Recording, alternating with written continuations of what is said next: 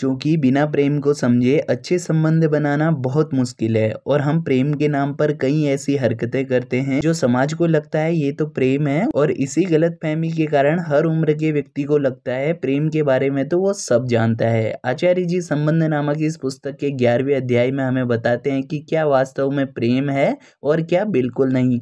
आइए इस चैप्टर की समरी का अध्ययन करके हम जीवन में और बेहतर प्रेम पूर्ण संबंध बनाने का प्रयास करते हैं। प्रश्नकर्ता कहते हैं प्रेम क्या है। आचार्य जी इस अध्याय की शुरुआत एक उदाहरण के साथ करते हुए कहते हैं, एक समय की बात है, एक संगीतज्ञ के पास दो लोग संगीत की शिक्षा लेने आए। उनमें से एक संगीत से बिल्कुल अनभिज्ञ था, जबकि दूसरे ने 3 वर्ष संगीत को सीखा हुआ था। अतः वो संगीत की कला को निखारने के लिए गुरु के पास आया था। गुरु उस नौसिखिया व्यक्ति को कहते हैं, तुम्हें सिखाने के 10,000 लूंगा और 1 साल का समय लगेगा।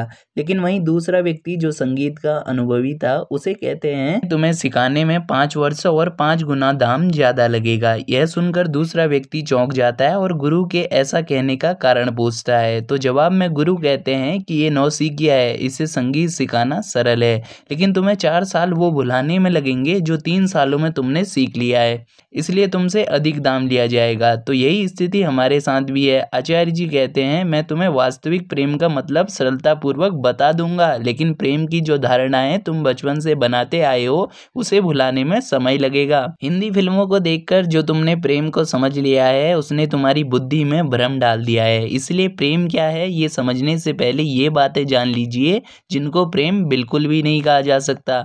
दूसरे पर मालकियत करने का नाम प्रेम नहीं है, जैसा अक्सर शादी के बंधन में होता है। किसी से मोह हो जाना या लगाव होना भी प्रेम नहीं है। शरीर में कुछ हार्मोन उठे, किसी के प्रति आकर्षण हुआ, ये भी प्रेम नहीं है। अपने परिवार के लिए मैं अच्छा हूँ, बाकी दुनिया के लिए बेवफा, ये भी प्रेम नहीं है। किसी पर निर्भर हो जाना, ये भी प्रेम नहीं है। और ना ही प्रेम कोई रोमांचक कथा है। अरे ये सब प्रेम नहीं है तो प्रेम और क्या है? बचपन से हमने तो यही जाना है, यही लव है। आचार्य जी तब कहते हैं, प्रेम सीखना मुश्किल नहीं है, प्रेम की तुम्हारी इन्हीं पुरानी धारणाओं और आदतों को भुलाना बड़ा मुश्किल है। इसलिए तो गुरु वहाँ 4 साल का समय लेते हैं सिर्फ सीखे गए संगीत को भुलवाने के लिए। और अब मैं जो आपको प्रेम के बारे में बतलाने वाला हूँ वो मुझे पता है तुम्हारे यहाँ यानी मस्तिष्क पर बैठेगा नहीं, पर फिर भी सुन लो, कुछ तो नया पता चलेगा। एक सच्चा प्रेम तुम्हारे मन की वह स्थिति है जब तुम स्वयं में पूर्ण होते हो। तुम्हें शांति आनंद के लिए किसी दूसरे वस्तु या व्यक्ति पर निर्भर नहीं होना पड़ता। मन जब इस स्थिति में आता है तो वहाँ बहुत हल्कापन होता है, मन निर्मल होता है और मन में चलने वाला उपद्रव खत्म हो जाता है। अतः व्यक्ति को प्रेम पाने के लिए दूसरे की जरूरत ही नहीं होती। उसके मन में न तो कोई इच्छा रहती है, न तनाव रहता है, और न ही कुछ इकट्ठा करने की जरूरत होती है। यही मनोस्थिति जिसमें मन को पूर्णता का एहसास होता है वही वास्तव में सच्चा प्रेम कहलाती है।